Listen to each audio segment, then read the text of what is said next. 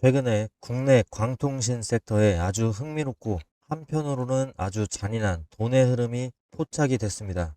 바로 대한광통신과 이 TMC 그리고 저 멀리 월가의 대장주 암페놀 사이에 얽힌 기막힌 디커플링 스토리인데 6월 10일에 나온 공시와 주가 움직임을 보면서 많은 투자자분들이 이 공시를 호재로 봐야 되나 악재로 봐야 되나 헷갈리셨을 겁니다.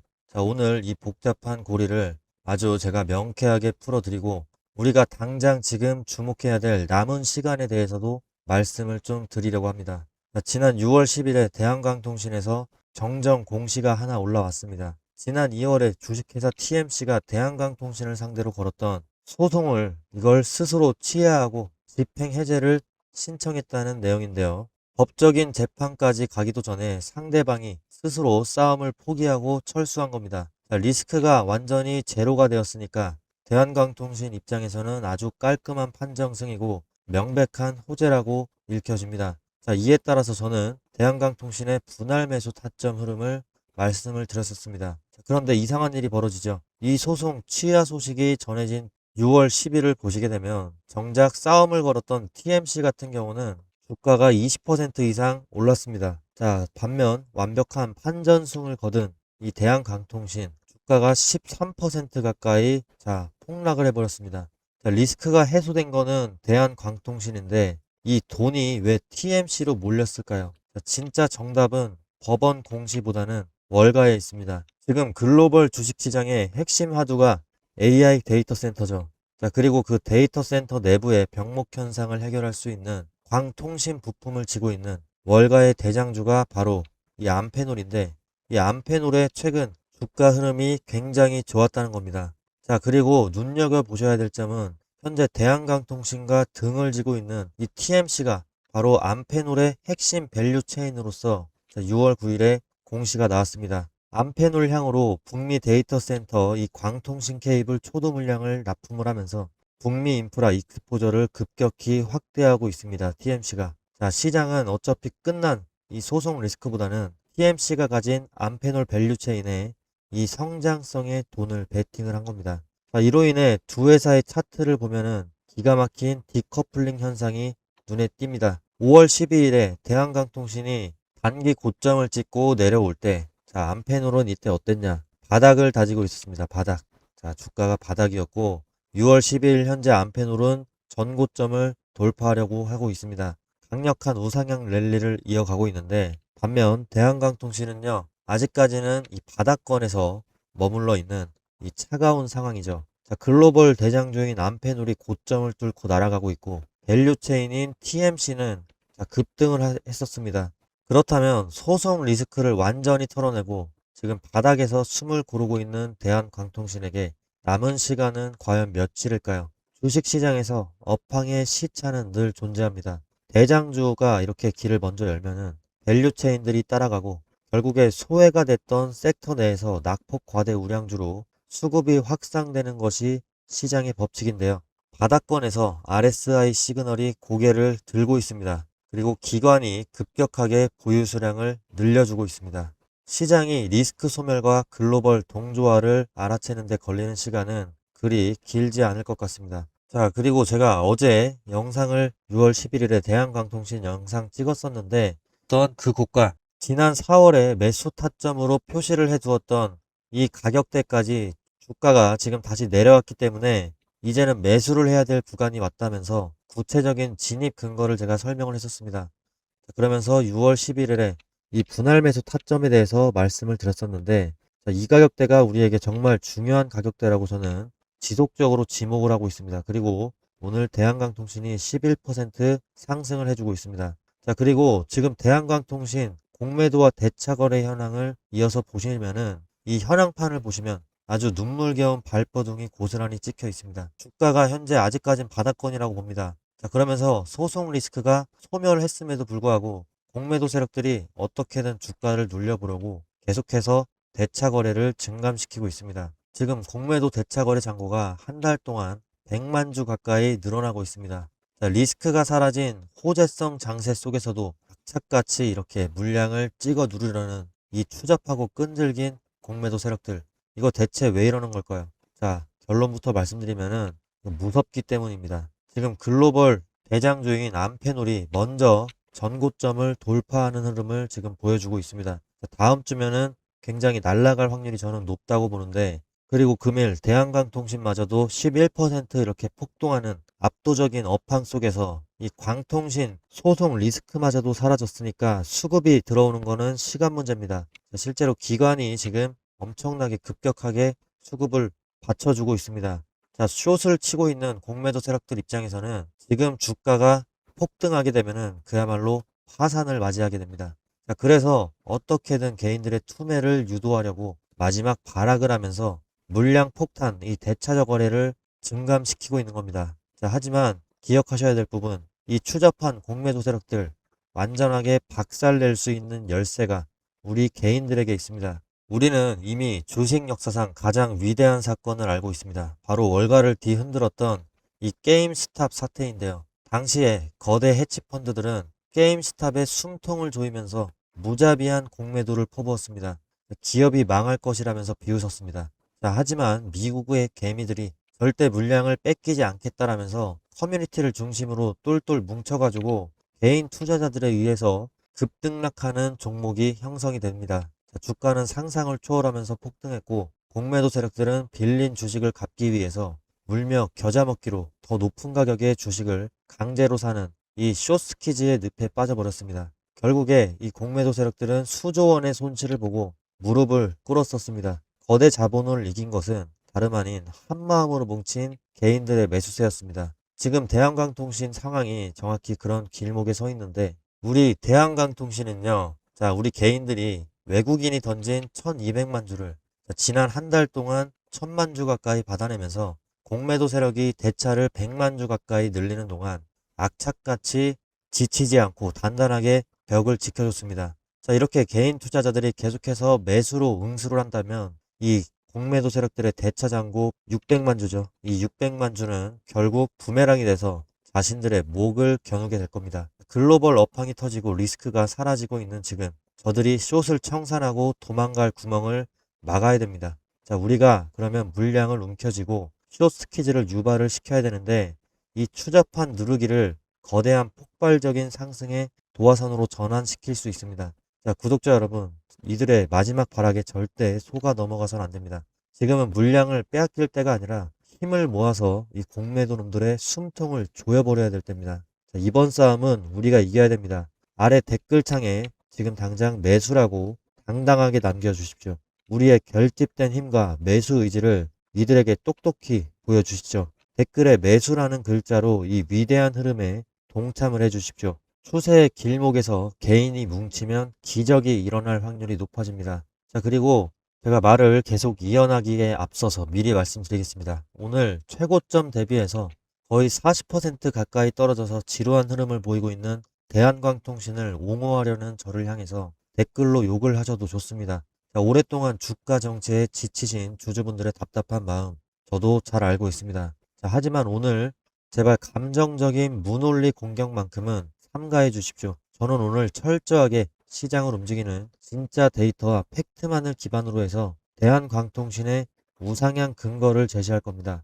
자, 비난을 하시더라도 제 분석을 끝까지 다 들어보시고 비난을 해주십시오. 자, 하지만 지금 제가 보여드릴 이 데이터들을 보고도 저를 비난하기는 굉장히 어려우실 겁니다. 자, 숫자로 증명되지 않는 정보는 결국에 소음에 불과합니다. 자, 5월 중순에 기사를 가져왔습니다. AI 데이터 센터가 일반 CPU 서버 구조보다 약 36배가 많은 광섬유를 필요로 한다고 보도가 됐습니다. 또한 주요 중국의 광섬유 업체들의 주문이 27년 초까지 가득 차 있고, 데이터 센터용 광섬유 수요가 25년에는 전년 대비해서 76%가 증가했다고 합니다. 자, 명확하게 기사 내용에 나와 있고, 그리고 6월 초에 젠슨항이 또 언급을 했습니다. 젠슨항이 말한 핵심은 하나입니다.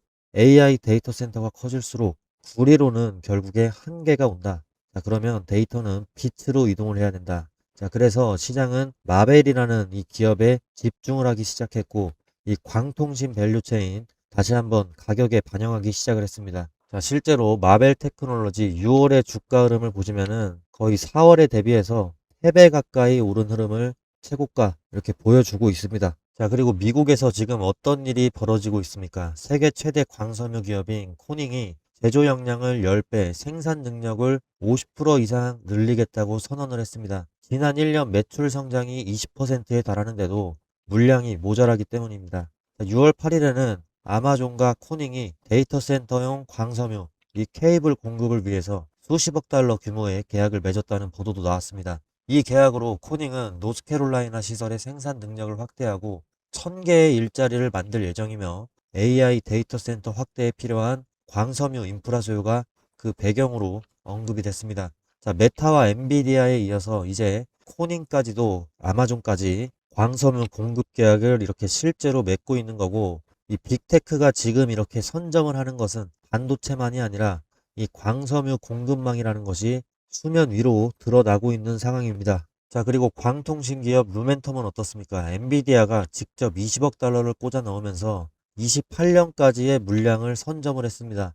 AI 데이터 센터라는 거대한 괴물이 지금 광통신을 집어삼키고 있다는 증거죠. JP모건은 루멘텀의 목표가를 지속적으로 상향 조정하고 있습니다. 자, 이에 따른 대한광통신이 결국에 단순 테마주가 아니죠.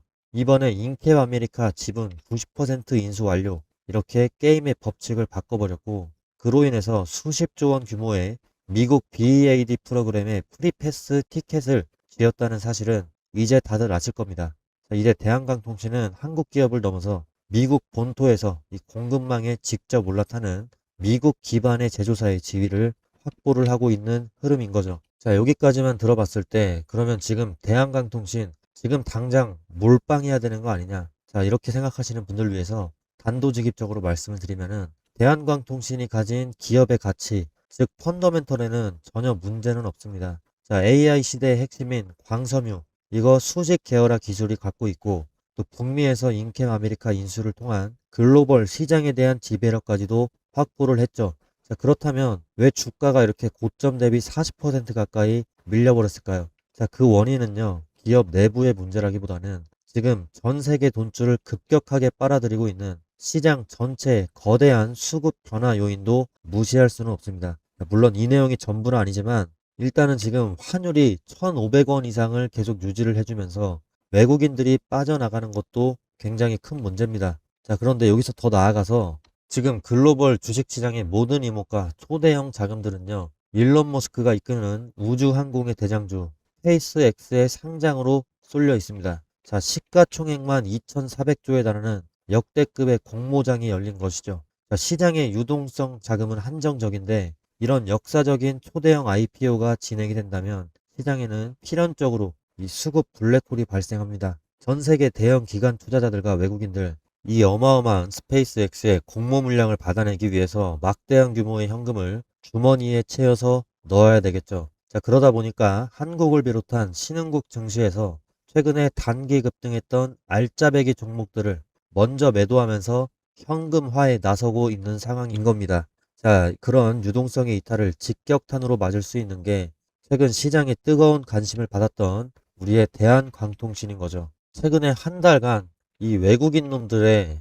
일시적인 차익 실현 물량이 쏟아지다 보니까 수급이 꼬이고 자금이 빠져나가는 그런 우려가 현실화가 된 것이죠. 자, 아무리 개별 호재가 훌륭한 종목이라도 글로벌 자금줄이 이동하는 거대한 소나기 앞에서는 장사가 없습니다. 자, 지금은 이 수급 리스크를 절대적으로 주의를 하고 철저하게 계산적으로 대응을 해야 하는 타이밍인데요. 자, 그렇기 때문에 제가 여러분께 확실한 기준을 잡아 드리겠습니다. 자, 지금은 절대 풀매수 타이밍은 아직 오지 않았습니다. 주가가 40%나 떨어져가지고 많이 떨어졌다, 싸구나, 이렇게 한 번에 자금을 다 밀어넣는 풀매수를 감행하면 안 된다는 겁니다. 스페이스X의 이 상장 전후로 해가지고 국내 증시 변동성이 극에 달할 수 있기 때문에 이 섣부른 풀매수는 단기 변동성의 파도에 큰 고통을 겪을 수가 있습니다. 자, 지금 우리가 취해야 할 전략은 분명히 분할 매수 타이밍이고, 이 대한광통신의 미래 가치는 결국에 확실하다고 보기 때문에 이번 수급의 이탈로 인해서 주가가 과도하게 눌리는 구간은 오히려 장기적으로 볼 때 엄청난 기회라고 볼 수도 있습니다. 자, 외국인들의 투매로 인해서 주가가 조정을 받을 때마다 욕심내지 말고 예수금을 쪼개서 차분하게 비중을 모아나가는 전략이 비책이라고 저는 보고 있습니다. 물론 제가 유튜브 영상으로도 계속해서 시황을 분석하고 업데이트를 해드리고 있죠. 자, 하지만 여러분도 잘 아시다시피 영상은 촬영하고 편집해서 올라가는데 시간이 걸릴 수밖에 없습니다. 주식시장에서 타점이라는 건요, 오늘만 보더라도 대한강통신은 20분 만에 5%가 움직여줬습니다. 자, 그렇기 때문에 영상만 보고 대응하시다가는 눈앞에서 진짜 좋은 타이밍을 놓칠 수도 있고 한 발 늦게 추격 매수에 들어갈 위험이 높아지는 거죠.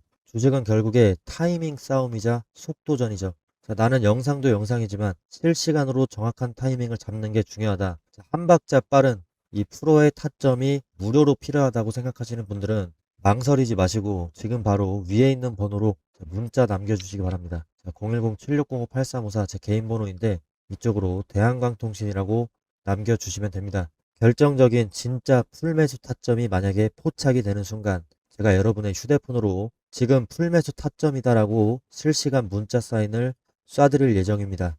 자, 그러니까 지금은 절대 조급해하지 마시고 영상 보시면서 차분하게 분할 매수로 대응하시고 실시간 타이밍이 필요하신 분들 문자 남기셔서 제가 보내드릴 단 한 번의 결정적인 시그널에 대해서 집중해서 기다려 주시기 바랍니다. 자, 그리고 대한강통신의 운명을 가를 수 있는 충격적인 뉴스들이 있는데 이 부분 내용 계속해서 들어주셔야 됩니다. 자, 지금 시장이 우리가 생각하는 것보다 훨씬 더 긴박하고 훨씬 더 위험한 소용돌이 속으로 빨려 들어가고 있습니다. 오늘 준비한 지표와 뉴스들 눈 한번 깜빡이지 말고 집중해서 보셔야 합니다. 자, 지금 대응하지 않으면 여러분의 계좌는 순식간에 녹아내릴지도 모릅니다. 일단 첫 번째 데이터 보여드리면은 연준의 금리 전망을 나타내는 패드워치 데이터인데 시장의 예상치가 금리 동결로 급격하게 쏠려 있습니다. 이는 시장이 무언가 거대한 경제적인 충격이나 연준의 급격한 태도 변화를 기정사실화하고 있다는 강력한 증거입니다. 또 여기에다가 기름을 부은 것이 바로 두 번째 뉴스인데요. 생산자 물가지수가 예상치 0.7을 훨씬 뛰어넘어서 지금 폭등을 했습니다. 1.1%. 물가가 잡히기는커녕 도리어 치솟고 있다는 뜻이죠. 기업들의 생산 비용이 이토록 가파르게 오르면 결국 소비자 물가로 전가될 수밖에 없고 시장은 다시 한번 인플레이션 공포에 휩싸이게 됩니다. 자, 하지만 진짜 충격은 이 트럼프인데요. 트럼프가 이란과 방금 훌륭한 합의를 했다. 자, 아마 이번 주말에 유럽에서 서명식을 할 거다. 뭐 이런 헤드라인이 터져 나왔습니다. 극적인 합의가 이루어지는 듯한 뉘앙스지만 트럼프가 이런 말을 지난 3월부터 몇 번을 반복을 했는지 이제는 셀 수조차 없습니다. 그리고 유가가 계속해서 폭등하면서 5월의 소비자 물가지수는 3년 만에 최고치인 4.2%를 기록을 했죠. 인플레이션의 부활, 즉 스태그플레이션의 공포가 시장의 목덜미를 움켜쥐고 있는 상황입니다. 이런 혼돈 속에서 증시 내부의 양극화는 그야말로 사상 최악으로 치닫고 있는데 지금 보시는 차트는 직원 1인당 매출 추이인데요. 엔비디아나 애플, 마이크로소프트 같은